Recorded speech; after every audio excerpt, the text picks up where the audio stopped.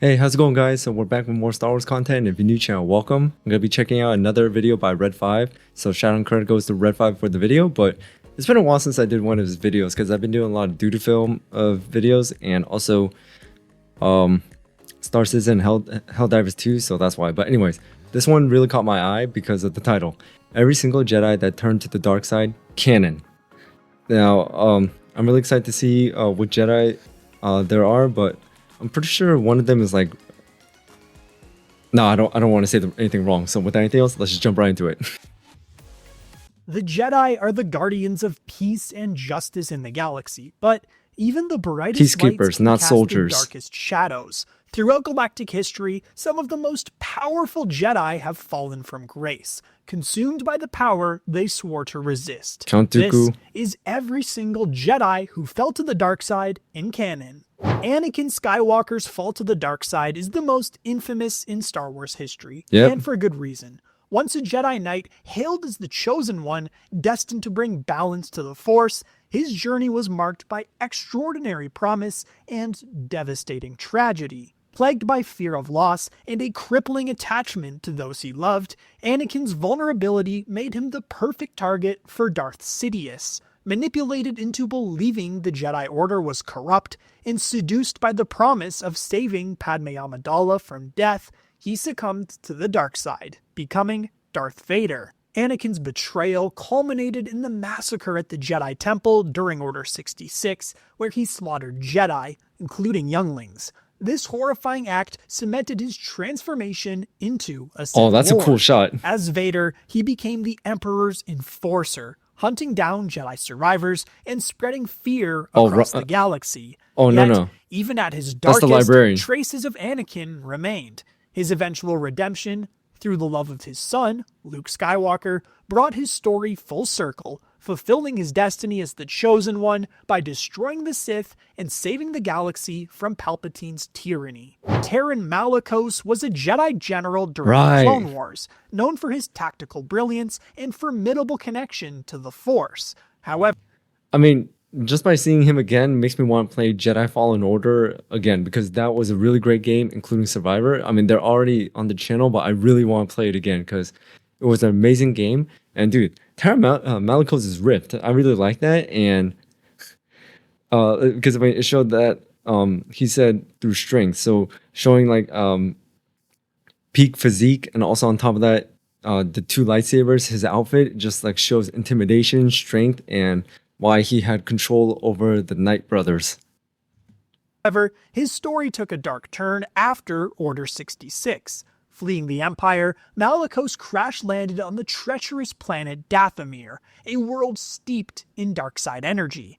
Stranded and surrounded by the remnants of the Night Sisters' destruction, Malicos succumbed to the planet's corrupting influence. Seeking power to survive, he embraced the dark side and began studying forbidden knowledge left behind by the Night Sisters. Over time, he transformed into a rogue Force user, abandoning the Jedi way entirely.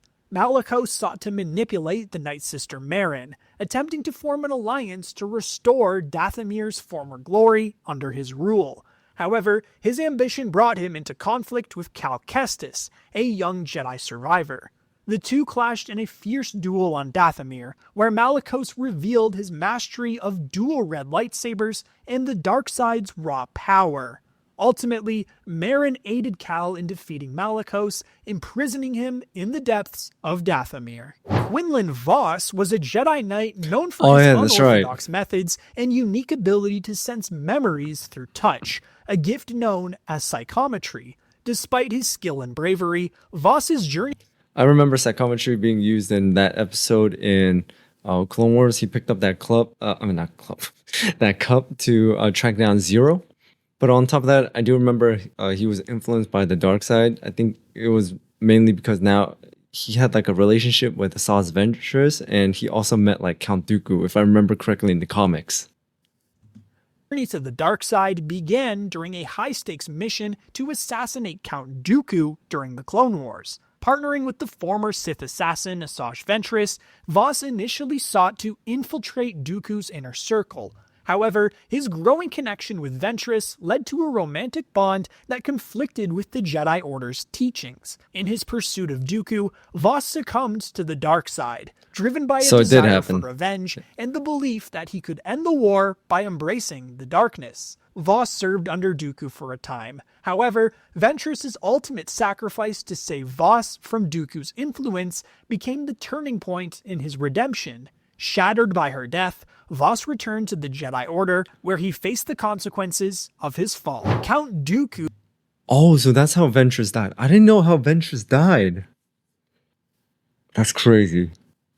Anyways, yeah, Count Dooku's fall to the dark side. Yeah, that's also pretty well known. I mean, we saw him as the main enemy in Attack of the Clones, but however, his real fall to the dark side we saw in Tales of the Jedi. Who, once a revered Jedi Master, became one of the most powerful Sith Lords in galactic history. Rest in peace, Christopher Born into Lee. nobility He did a on great the job planet too. Sereno, Dooku was a prodigy within the Jedi Order, known for his skill in lightsaber combat and his strong philosophical convictions. However, his growing disillusionment with the Jedi and the Republic led him down a darker path. Dooku's fall began with his rejection of the Jedi Council's growing political involvement and the corruption he saw within the Republic. He believed that the Jedi had become Tales tools of the a Jedi, broken yep. system, and ultimately left the Order in search of a greater cause. It was during his self-imposed exile that he encountered Darth Sidious, who seduced him to the dark side, promising him the power to bring order to the galaxy. As Darth Tyrannus, Dooku became a key figure in the Separatist alliance. His exceptional charisma, leadership, and combat prowess made him a formidable foe for the Jedi. Yet, despite his power, Dooku remained somewhat conflicted, haunted by his role in the galaxy's suffering. Ultimately, Dooku's downfall came when his own master, Sidious, betrayed him. Dooku's death at the hands of Anakin Skywalker marked the end of his tragic journey from a once great Jedi to a Sith Lord consumed by his desire for control. Asajj Ventress was a complex and tragic figure who walked the line between light and dark throughout her life. We saw Born her a story Night Sister on Dathomir, in Clone she Wars. was taken as a child and enslaved. Yep. Rescued by Jedi Knight Kai Narek, she was trained as his Padawan. However, Ventress's Jedi path was cut short when Narek was killed in battle. Overwhelmed by grief and anger, she embraced the dark side, catching the attention of Count Dooku. Dooku trained her as his Sith apprentice, turning her into a deadly assassin and his primary enforcer during the Clone Wars. As a servant of the Sith, Ventress led countless missions, including brutal confrontations with Obi-Wan Kenobi and Anakin Skywalker. Despite her power, Ventress was ultimately betrayed by Dooku under orders from Darth Sidious. That's the way of the who viewed Sith. her growing strength as a threat. This betrayal pushed her back toward her Night Sister roots. She sought revenge against Dooku with the help of her clan, only to witness the Night Sisters' near extinction at the hands of General Grievous. Ventress's journey took yet another turn when she became a bounty hunter, striking an uneasy alliance with Quinlan Vos during his mission to assassinate Dooku.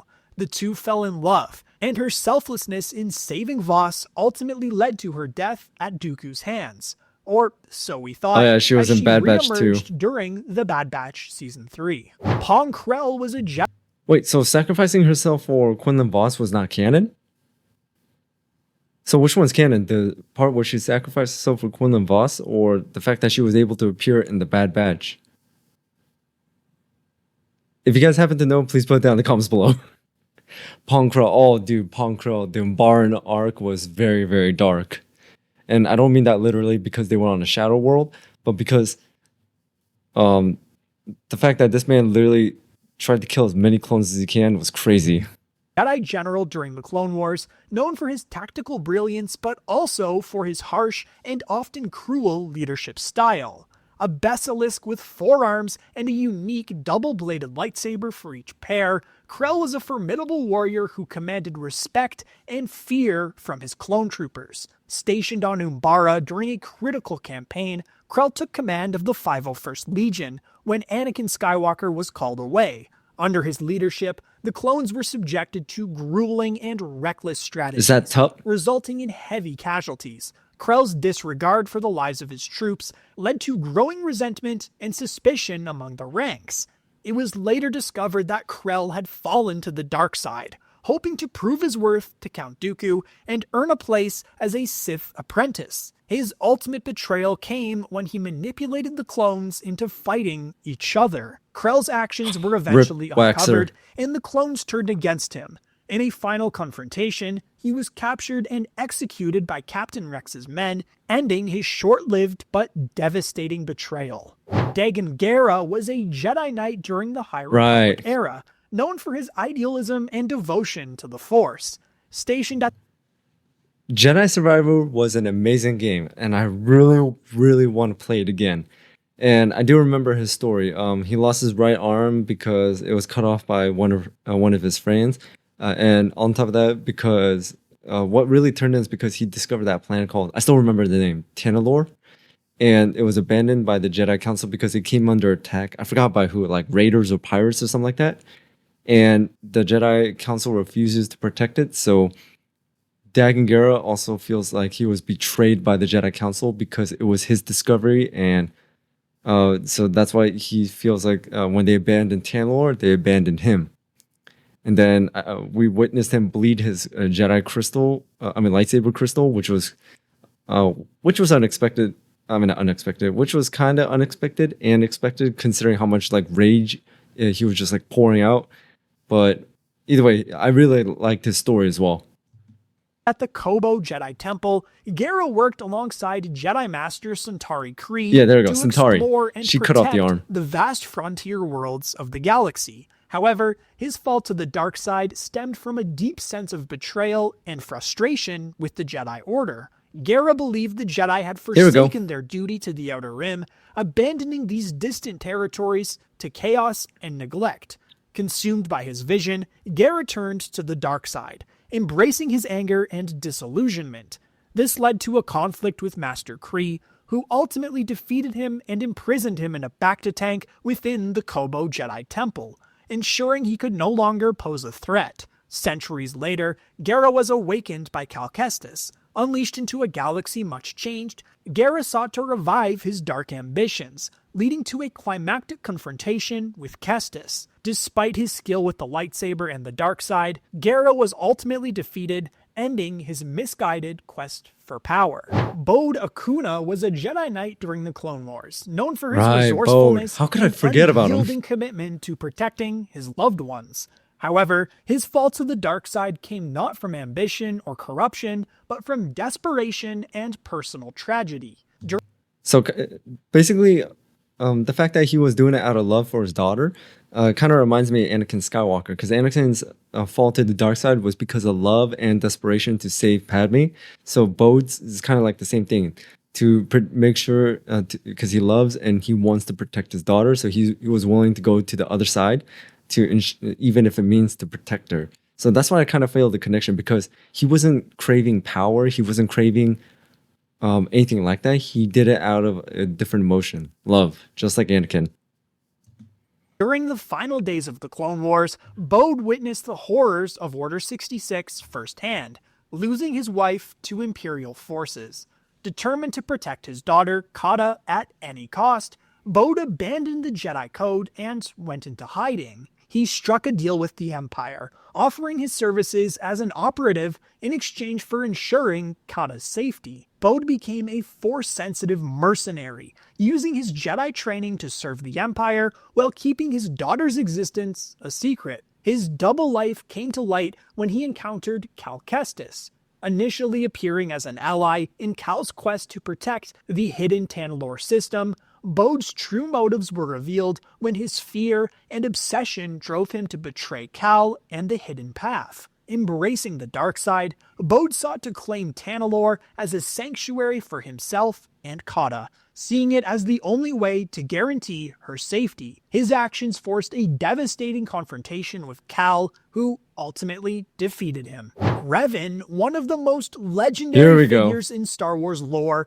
was officially reintroduced into canon through the Rise of Skywalker visual dictionary. which referenced Oh, the so now he's Revan Legion canon. of the Sith Eternal Troopers as a homage to the ancient Sith Lord. The Though Revan his story Legion. remains largely unexplored in canon, his journey in Star Wars Legends offers a fascinating tale of heroism, betrayal, and redemption. Once a celebrated Jedi Knight, Revan became a war hero during the Mandalorian Wars, leading the Republic to victory. However, his exposure to dark side artifacts and Sith teachings during the war gradually corrupted him. Alongside his apprentice and close ally Malak, Revan fell to the dark side and declared himself a Sith Lord, seeking to conquer the galaxy to bring what he viewed as order and stability. Until As Malak Darth betrayed him. Revan, he amassed a massive Sith empire and waged war against the Republic.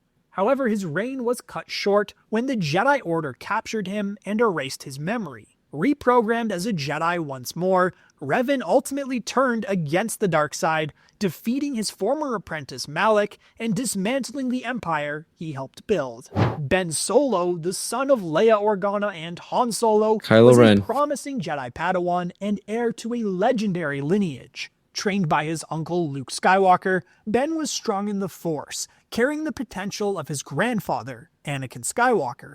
However, his path was marred by fear, manipulation, and the weight of expectation. Ben's fall began with Supreme Leader Snoke, a puppet of Emperor Palpatine who preyed on Ben's insecurities and anger. Snoke whispered promises of power and freedom, exploiting Ben. I'm gonna have to check out that comic of like how the journey from Jedi to becoming Kylo Ren, because I find that really interesting. Ben's fear of not living up to his family's legacy. The breaking point came when Ben discovered Luke standing over him with a lightsaber, misinterpreting his uncle's fleeting moment of doubt as a betrayal. Believing the Jedi intended to kill him, Ben destroyed Luke's Jedi temple, killing several students and turning others to his cause. Renouncing his name, Ben became Kylo Ren, the leader of the Knights of Ren and enforcer of the First Order. As Kylo, he sought to extinguish the past, including his parents, Leia and Han. His struggle between the light and dark sides became a central theme of his journey, culminating in his eventual redemption through Rey's influence and Leia's final act of love. The Stranger was a human male Sith Lord active during the Okay, now this one I did not see the Acolyte at all, and to be honest, I have no intention of watching Star Wars: The Acolyte because it's not even Star Wars. It's basically a huge political mess. So I've seen this character many times through like small clips, but I don't fully know what it is except for the helmet's made out of kurtosis or something like that. It destroys like the lightsaber blade or something. High Republic era. Initially, he served as a Padawan under Jedi Master Vernestra Rwoh, but was eventually expelled from the Jedi Order. After his expulsion, he was trained in the dark side by Darth Plagueis. To conceal his true identity, Oh, he was trained by assumed Darth the Plagueis? alias Chimere, posing as a former smuggler turned traitor. In this guise, he sought an apprentice to further his Sith ambitions. He found a potential acolyte in May Anaseya, a Force-sensitive individual harboring resentment toward the Jedi Order. As her master, the Stranger never revealed his face, maintaining an aura of mystery and manipulation. Under his tutelage, May became an adept assassin, undertaking missions against Jedi targets. I saw an interview with her, the actress, and I gotta say, she's not doing well.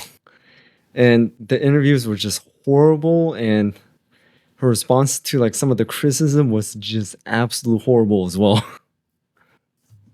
The Stranger's methods were harsh, emphasizing the destruction of Jedi ideals over mere physical confrontation. His ultimate goal was to challenge the existing Sith hierarchy, adhering to the rule of two by seeking to overthrow his own master. Radaki became a part of what was later known as the Lost 20, Radaki? and was seduced by the dark side of the Force as a result of his belief I that don't the know who he Jedi is. should retain their family ties and wealth. Having forsaken his allegiance to the Order, he adopted the name Darth Krall and became a powerful Sith Lord.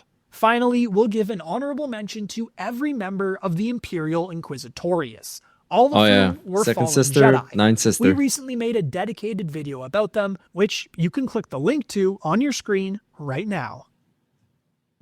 All right, so that was basically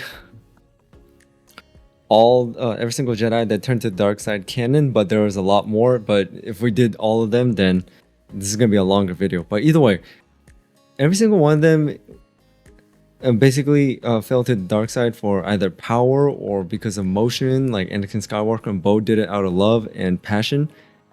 Or and also some of them did have like redemption moments, like Quinlan Voss and Revan.